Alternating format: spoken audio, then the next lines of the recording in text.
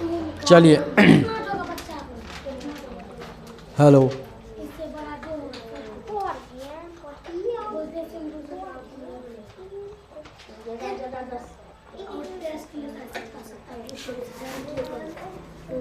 कहाँ पर सप्ताह सप्ताह कौन सी बोल रहा है? सप्ताह सप्ताह टेस्ट कहाँ कहाँ पर?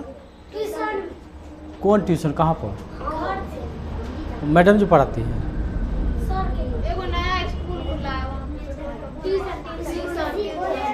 20 तारीख से 20 तारीख से। नाम क्या है उसका? नाम अभी बच्चा पूरा है तो नाम नहीं रखा है। बच्चा पूरा है जिस दिन उस दिन से 20 तारीख तक 20 तारीख तक चालू करेंगे। चलो अब जो लिख लिया है सो लिख लिया, ठीक है। अब ध्यान से सुनेगा, पूछेंगे भी, बीच बीच में हम पूछ भी देते हैं, याद रखना ये चीज़ करते रहते हैं हम।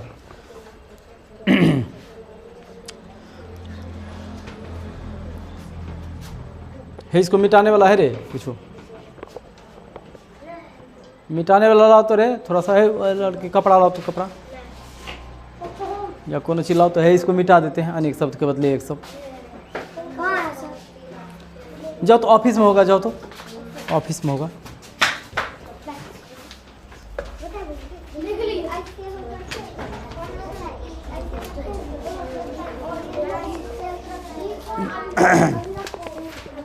आज 9th क्लास का ये जो है किताब है हमारे पास। अब पहला चैप्टर है क्या? प्लॉट, कहानी का प्लॉट। शिव पूजन सहाय का। जब तुमको इतना पता नहीं है कि कहानी का चैप्टर का क्या नाम है तो तुम बताओ क्या पढ़ी? कहानी की चैप्टर का नाम है कहानी का प्लॉट, उसको लिखे हैं शिव पूजन सहाय। हाँ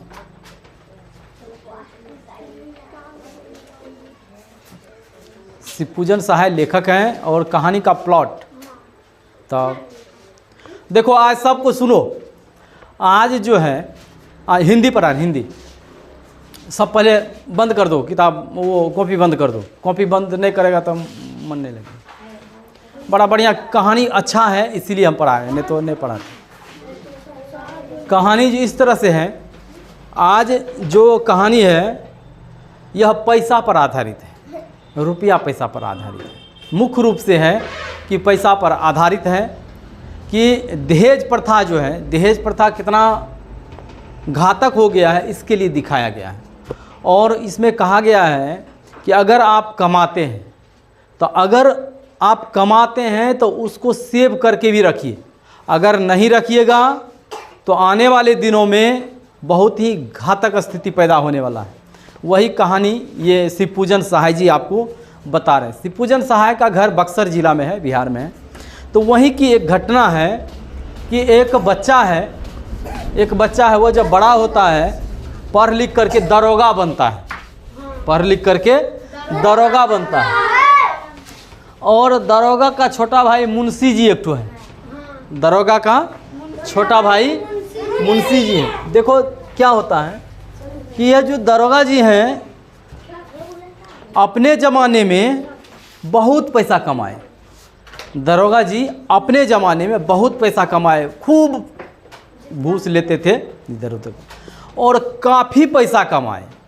और पैसा कमाए इतना कि उसको खर्च करने के लिए वह दिन रात एक कर दिए। यानी कि हर वक्त क्या कहते हैं भोग विलास में लगे रहते थे। और वह जब तैयार होते थे, वो जो दरोगा जी जब तैयार होते थे, लोग हेतना को सेंट लगाता है, ऐसे ऐसे करता है, उस सेंट ले करके औंस लेते थे। ये उसका रुतबा था। जब उतना पैसा कमाए तो उसी का छोटा भाई थे मुंशी जी। अब जिसका बड़का भाई इतना पैसा कमाया है तो छोटका भी खूब आराम से रहता था। छोटका भी कोई काम नहीं करता था, वो भी मुंशी जी भी कोई काम नहीं, और खाता हेतना था। यानी कि 14-15 गो रोटी और 32 गो बटेर मांस हिंच देता था। काफ़ी फूल करके बहुत मोटा हो गया था और काफ़ी तरक्की किया। लेकिन एक चीज़ ध्यान रखना कि इसमें थोड़ा सा गड़बड़ी क्या हो गया कि वह जो पैसा कमाए ना उसको सेविंग करके नहीं रख सके, उसको ज़्यादा लंबे समय तक नहीं रख सके। और दरोगा जी का इतना रुतबा था कि एगो मतलब लोग पशु पक्षी पालते हैं, है मतलब आदमी को नौकर चाकर रखता है, और वो एगो घोड़ी खरीद करके ले आए थे, घोड़ी, और उसी पर चढ़ते थे वो, और उससे उस घोड़ी को इतना मानते थे कि जैसे आदमी को नहीं मानता है वैसे मानते, दिन रात सेवा करते थे। और कोई कह देता था कि घोड़ी बेचिएगा, मारने के लिए दौड़ जाता था, इतना उससे मतलब लगाव हो गया था। और कहीं भी जाते तो घोड़ी लेकर के जाते, और वह भी घोड़ी इतनी सुंदर थी कि वह रेस में भी आगे चल जाती थी। तो दरोगा जी उसको साथ में रखते थे और कहीं बेचने उचने का बात नहीं करते थे। और यही कारण था कि दरोगा जी को जितना भी आदमी सब था, सब कहता था, हे देखिए दरोगा जी का घोड़ी, देखिए कितना बढ़िया है। और दरोगा जी को बहुत प्रमोशन मिला कि आप जो है इससे ऊंचा चल जाइएगा, लेकिन ये घोड़ी छोड़ दीजिए। बोला ना हमको प्रमोशन मिले, हम एसपी बने कि डीएसपी बने कि कुछ बने कि नहीं बने, लेकिन ये घोड़ी को नहीं छोड़ेंगे। इतना उससे लगाव हो गया और जितना कमाए वो अपना में और वो घोड़ी में लगा दी। समय बीतता रहा, आखिर कब तक रईसी चलेगा? रईसी चलने वाला नहीं है। उसका छोटका भाई जो था मुंशी जी, वह कोनो काम नहीं करता था। वह भी क्या करने लगा कि वही दरोगा जी का पैसा पर होने लगा। कहता है कि दरोगा की आमदनी और फूस का तापना बराबर होता है। दरोगा जी की आमदनी और फूस का तापना, ये हम नहीं कह रहे हैं, ये शिवपूजन सहाय कह रहे हैं, नहीं तो कोई पुलिस वाला देख लेगा, कहेगा ये क्या कर रहा है। वो शिवपूजन सहाय कह रहे हैं कि दरोगा जी का आमदनी जो होता है ना, वो फूस को तापने के समान है। फूस को तापे हैं आग, ये क्या कहते हैं, लाड़ पतार को, उसको कहते हैं फूस का तापना। उसमें क्या होता है, जब तुरंत लगाइएगा तुरंत गर्मी देगा और तुरंते फिर खत्म हो जाता है। तो दरोगा जी का आमदनी वैसे नहीं होता है, जो केस पकड़ा उधर से लिया, आपसे पकड़ा आपसे लिया, उससे पकड़ा उससे लिया, लेकिन ज़्यादा देर तक टिकता नहीं। और यही जो रवैया था, ये मुंशियों जी, उसका छोटका भाई जो है मुंशी जी भी समझ गए थे। मुंशी जी भी खूब रईसी करते थे, मतलब कोई काम नहीं, एकदम दिन भर लेटे रहना, आओ खिलाओ पिलाओ, हुक्का पियो, चिलम पियो, गंजा पियो, जो मन हो सो पियो, लेकिन एक भी काम नहीं करते थे। आदत हो गया खराब। लेकिन देखिए कि किस तरह से क्या समय का चक्र चलता है। कितना रईसी किया दरोगा साहब अपना ज़माना में। और जब समय बीता, दरोगा साहब एक दिन ख़त्म हो गए, दरोगा साहब मर गए। अब मर गए तो दरोगा साहब इतना ने ले दे करके खाए थे कि कर्जा चुकाते चुकाते मुंशी जी को सब जमीन सब बेच देना पड़ा। बताओ, जितना खरीदे थे सब खत्म। एकमात्र दरोगा जी का कौन सी बच गया था? घोड़ी। एकमात्र घोड़ी बचा था। और वह भी इतना पैसा मुंशी जी को नहीं था कि उसका श्राद्ध क्रियाक्रम कर पाते। अंत में क्या हुआ, घोड़ी को बेच करके उससे जो पैसा आया उससे भोज भात किए गांव में। अब देखो पैसा कैसे जा रहा है, कितना पैसा कमाए, पैसा आज जा रहा है उसे। मुंशी जी जब तक दरोगा जी थे, मुंशी जी को 5 गो लड़का हुआ। मुंशी जी को 5 गो लड़का हुआ तो वो सोचा है सब हम बनाएंगे, दरोगे बनाएंगे, इसके जैसा रईसी किसको है। लेकिन 5 का 5 बेटा जो है ख़त्म हो गया, यानी कि मर गया, जिंदा नहीं रहा। जब अमीरी थी तो 5 पुत्र पैदा हुए और 5 का 5 ख़त्म हो गए। और जब आज गरीबी आया, जब ख़त्म हो गया सब कुछ, भोज भात करने में घोड़ी बिक गया, ज़मीन बिक गया, तब उस मुंशी जी को एगो लड़की पैदा हो गई। अब देखो, जब तक पैसा था तो लड़का था, और जब ख़त्म हो गया, अब सब कुछ ख़त्म हो गया, अब तिलक दहेज देने के लिए उसके पास कुछ नहीं बचा, तो एगो लड़की पैदा हो गई। अब जब लड़की पैदा हो गई तो अब मुंशी जी का क्या हाल हुआ होगा। अब धीरे धीरे मुंशी जी के पास इतना पैसा नहीं था कि वह खा पाते, बहुत गरीब हो गए धीरे धीरे, क्योंकि सब दिन रईसी किए, सब चीज़ बिक गया उनका, तो उसके पास कुछ भी पैसा नहीं बचा। और इतना पैसा नहीं बचा कि वह खा पाते। और उस पर से एगो लड़की पैदा हो गई। अब लड़की हुई तो लड़की बड़ी होगी ना कि छोटे रहेगी। लड़की देखने में बहुत सुंदर थी, लड़की देखने में बहुत सुंदर थी, लेकिन भोजन के अभाव के कारण उसको कोई सुंदरता दिखता नहीं था। उसको कहाँ से पैसा आएगा कि वो कोनो कपड़ा खरीदेगी, कोनो कपड़ा खरीदेगी, इसके बाद कोनो मुहार में लगाने वाला कहाँ से, जो भी है पैसा तो था नहीं। तो पैसा नहीं था तो बेचारी सुंदर तो थी, लेकिन उसको सजने के लिए कोई बाहरी कुछ सामान नहीं था और देखने में बहुत सुंदर। तो कहते हैं प्रकृति की सुंदरता के सामने यह आर्टिफिशियल जो बाहरी है ये फेल हो जाता है। जिसको भगवान सुंदर बनाता है ना, तो उसको बाहरी श्रृंगार करने की ज़रूरत नहीं पड़ती, वो तो अपने आप दिव्य होता है। और उसकी तुलना, उस लड़की की तुलना शकुंतला से किया है। शिव पूजन सा है शकुंतला, यानी कि तुम लोग भी पढ़ा होगा, शकुंतला और दुष्यंत वो जंगल में रहते थे, बहुत सुंदर थी शकुंतला। तो उसका तुलना ये लड़की से किया। अब लड़की चूँकि किसी का लड़की है और गरीबी में वो उसके पिताजी हैं, उसको खाने के लिए नहीं मिल रहा है, लड़की सुंदर है, तब किसी का कैसे नाम कहेगा कि वो लड़की सुंदर है लेकिन उसका पिताजी जो है नहीं कमाते हैं तो गरीब है। तो उसके लिए शिव पूजन शायद सोचे दूसरा का नाम, अगर उस लड़की का नाम लेंगे तो बदनामी होगा कि लोग कहेगा हे देखो दरोगा जी का ही भतीजी है, देखो अभी इसको कपड़ा पहनने के लिए नहीं, देखो इसको। और इतना गरीब हो गया था ना कि लोग सब जो जाता था ना रोड पर, उससे मांग लेता था कुछ खिलाइए। बताओ कितना गरीबी है, रईसी कितना किया है। तो कहते हैं अमीरी जब ख़त्म होती है और उस पर जब गरीबी पनपता है तो बहुत तकलीफ़ देता है। उतना बड़ा अमीर आदमी और उसका बाल बच्चा को देखो आज भीख मांगने के लिए चला है। अमीरी की कब्र पर पनपे गरीबी बहुत ही दुखदाई होती है, शिव पूजन साहे लिखे।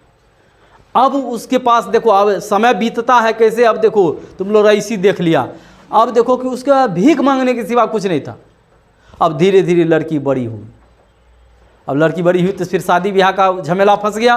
अब मुंशी जी जो है उसके पास पैसा देने के लिए कुछ नहीं है पैसा देने के लिए, और जो भी आए सब दहेज का बात करें, कितना पैसा दीजिएगा। अब मुंशी जी के पास तो कुछ था नहीं पैसा। वह अंत में सबको कह दिए कि भैया मेरे पास कुछ पैसा नहीं है, और ये हाल हो गया कि धीरे धीरे लड़की का उम्र बढ़ता रहा, एक भी शादी करने के लिए कोई भी प्रस्ताव नहीं आया। अंत में जब लड़की बड़ी होने लगी और दहेज प्रथा काफ़ी विख्यात हो गया, तो अंत में मुंशी जी जो है ना अपने लड़की की शादी के लिए लोग सबको कहने लगे कि भैया कोई भी आदमी मिलेगा ना तो हम इसका शादी कर देंगे। अब ये नहीं देखेंगे कि 22 बरस का है कि 24 बरस का लड़का है कि 25 बरस का है, जो भी मिलेगा ना उसी से कर देंगे, क्योंकि अब हमारे पास पैसा नहीं है, कोई आता नहीं है और लड़की बड़ी हो रही है। अब देखो अंत में ये हाल हुआ एक अधेड़ व्यक्ति का, मतलब 50-55 बरस का व्यक्ति एगो आया, बोला मालिक इससे शादी करिएगा। अब अधेड़ उम्र का व्यक्ति, उसका उम्र ही कितना गो है, 50-60 बरस जिंदा रहे और 10-15 बरस जिंदा रहता। वो क्या किया, उसका भी पत्नी नहीं थी पहले से, वो क्या किया, कहा ठीक है शादी कर लेंगे। और उसको, उस लड़की को, इतनी सुंदर लड़की को गरीबी के अभाव में, गरीबी के कारण, पैसे के अभाव में उसको अधेड़ से उम्र से शादी कर दिया। अब देखो कहाँ लड़की किस घर की है, कहाँ जा रही है। अब अधेड़ उम्र का व्यक्ति से, बूढ़ा से, अधेड़ क्या कहो, बुढ़वा से चल गया, शादी कर दिया। अब बूढ़ा के पास लड़की का उम्र है 18 बरस, बुढ़वा का उम्र है 55 बरस। अब देखो उसे शादी कर दिया। अब बुढ़वा का पहला घर में, मतलब उसकी जो पहले, उसमें 22 बरस का लड़का था। बताओ, उसका बेटा था 22 बरस का, लड़की 18 बरस का, उसको शादी करके लेके चल गया। किसके कारण? दहेज प्रथा के कारण। आज अगर दहेज प्रथा नहीं होता, लोग अगर दहेज नहीं मांगते, तो उस अच्छी सुंदर लड़की का भी शादी बढ़िया घर में होता। लेकिन क्या हुआ, उसको बुढ़वा से शादी कर दिया गया। बूढ़ा से शादी कर दिया, गई वहाँ। अब इसका बेटा इससे बड़ा हो गया, नहीं हो गया। लड़की जो शादी करके गई, और उससे बड़ा उसका बेटा होने लगा, वहाँ पर बेटा हो गया। अब बताओ, बेटा कहेगा माँ को, माँ कहेगा कि बेटा कहेगा, लड़की जो माँ है वही छोटगरे है और बेटा उससे नम्हर है। धीरे धीरे क्या हुआ, समय बीतता गया, समय बीतता गया और बुढ़वा भी ख़त्म हो गया। वो जो बूढ़ा था उसका दूल्हा, यानी कि लड़की का जो दूल्हा था वो भी ख़त्म हो गया। ख़त्म हो गया तो उस घर में कौन बचा? बेटा बचा, और यानी सौतेला बेटा बचा, और वो माँ। और माँ का नाम, उस लड़की का नाम है, शिव पूजन साय लिखते हैं, उस लड़की का नाम रखे हैं हम भगजोगनी। काहे किसी का नाम भगजोगनी? भगजोगनी इसलिए रखे नाम क्योंकि उस पूरे कुल में एक भी दीपक जलाने वाला नहीं था, और भगजोगनी का काम है टिमटिमाना, थोड़ा सा रोशनी देना। यानी कि उस कुल में एक भगजोगनी थी जो जिंदा रही थी, और वह बड़ी हुई और उसकी शादी अधेर से कर दिया, अधेर भी मर गया। अब उस घर में बचा वह लड़की और वह लड़का। अब 18 बरस की लड़की और 22 बरस का लड़का। और ये हुआ हाल कि अपना हस्बैंड ख़त्म हो गए। वह भगजोगनी जो है वह उस लड़का से फिर शादी कर ली। देखो कहानी का टर्न कैसे लेता है, क्योंकि उम्र बहुत बड़ी बात थी। वहाँ पर वह भगजोगनी, वह उसका बेटा जो 22-23 बरस का था उससे शादी किया, और दोनों खुशी खुशी रहने लगे। और अपार धन संपत्ति तो था ही, और वह सब जो धन संपत्ति मिला, अब यह भगजोगनी जो जिसको पहचान नहीं पाते कि यह कौन लड़की है, गरीब घर के अमीर घर की सुंदर तो थी, लेकिन ढांचा उसका सुंदरता वाला नहीं था। कहता गरीबी में सुंदरता भी बढ़िया नहीं होता है। और जब वह मर गए बुढ़वा, तब जो है वही धन संपत्ति, वही खाया पिया एकदम लगने लगी सुंदर, और वह बेटा जो है उसका दूल्हा बन गया। दूल्हा और कन्या अब रहने लगे। कहानी यहीं पर ख़त्म हो। तो ये है, ये इसका कहानी का कहने का क्या मतलब है कि दहेज प्रथा जो है आदमी को जो है यह भुला देता है कि क्या करना चाहिए क्या नहीं करना चाहिए। आज उसका बेटा से शादी होता तो बढ़िया रहता, अंत में क्या हुआ, बेटा से शादी करना पड़ा। आज उसका पत्नी का जो दूल्हा है उसका सौतेला बेटा है। तो ये हाल है। और उम्र गैप, एज जो है बहुत बड़ी बात है। इसलिए हमेशा जब भी शादी करनी चाहिए तो उम्र को देख करके करनी चाहिए। चाहे पैसा हो या ना हो, उससे कोई मतलब नहीं बनता। बुढ़वा को बहुत पैसा था, लेकिन क्या हुआ, अंत में बेटा से शादी किया। तो ये उस जमाने की कहानी है। और शिव पूजन साहब अभी का जो चरित्र चित्रण किए हैं कि वह समाज कैसा है, कैसा समाज है, उसको जीने नहीं दिया। और अंत में ये कहानी, अब कहानी खत्म हो गया। तो समझ गया कहानी क्या है। अब क्वेश्चन पूछते हैं, भगजोगनी कौन थी? भगजोगनी कौन थी?